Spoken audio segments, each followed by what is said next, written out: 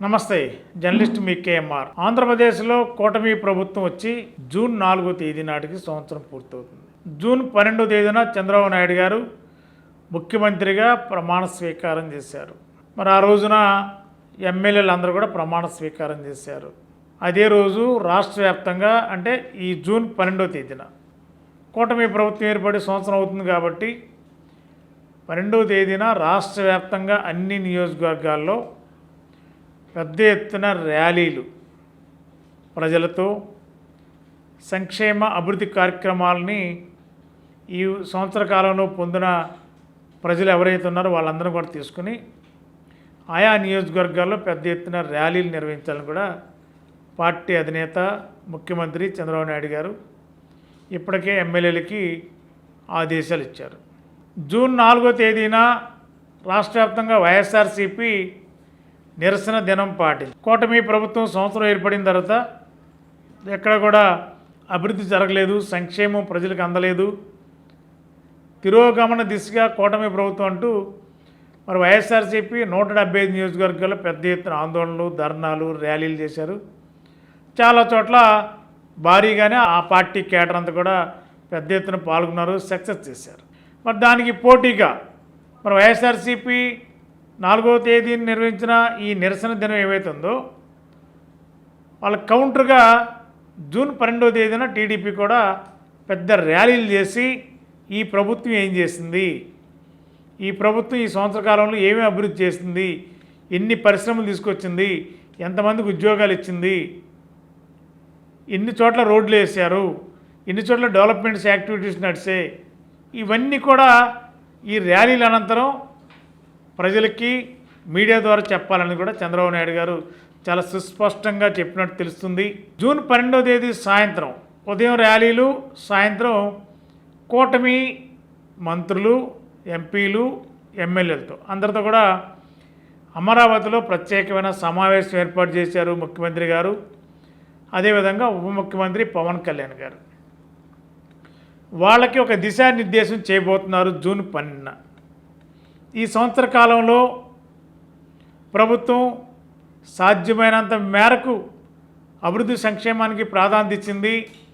Next రానున్న 2వ సంవత్సరంలో ప్రభుత్వం ఏం చేయబోతుంది, మంత్రులు ఏం చేయాలి, ఎంపీలు ఏం చేయాలి, ఎమ్మెల్యేలు ఏం చేయాలి, మరి వీటిపైనే ప్రత్యేక దృష్టి పెట్టింది ప్రభుత్వం.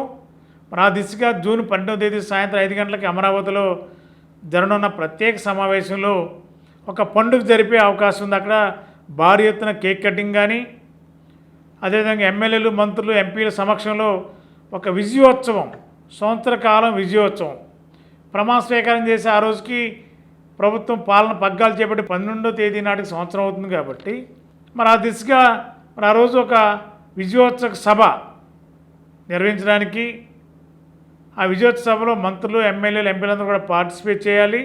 పార్టీ కీలక నాయకులందరూ పార్టిసిపేట్ చేయాలి. సెకండ్ ఇయర్ అంటే 2వ సంవత్సరంలోకి అడుగుపెట్టేటప్పుడు ఏ విధంగా మనం ప్రజలకు దగ్గర అవ్వాలి, ప్రజలతో ఎలాగ ఉండాలి, ప్రజల సమస్యలు ఎలా పరిష్కరించాలి, వీటిపైన కూడా ముఖ్యమంత్రి గారు, ఉప ముఖ్యమంత్రి గారు ఒక హితబోధ చేయనున్నారు.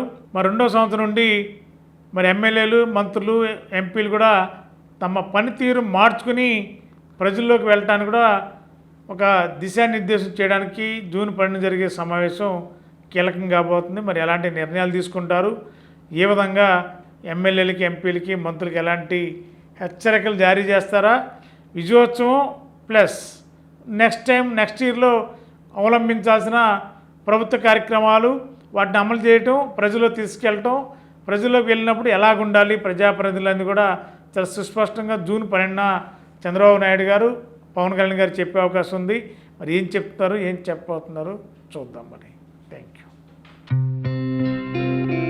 గత 20 సంవత్సరాలుగా దంత సమస్యలతో పాటు దవడ మరియు ముఖ సంబంధ సమస్యలకు చక్కని చికిత్సలు అందిస్తున్న శ్రీ రామకృష్ణ దంత వైద్యశాల, నరసింహారావుపేట, ఏలూరు.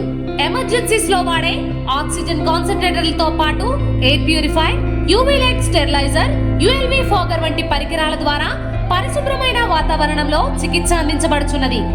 ఆర్వీజీ ద్వారా అతి తక్కువ రేడియేషన్ ఉపయోగించి దంతవ్యాధి నిర్ధారణ మరియు రూట్ కెనాల్ వైద్యం చేయబడుచున్నది.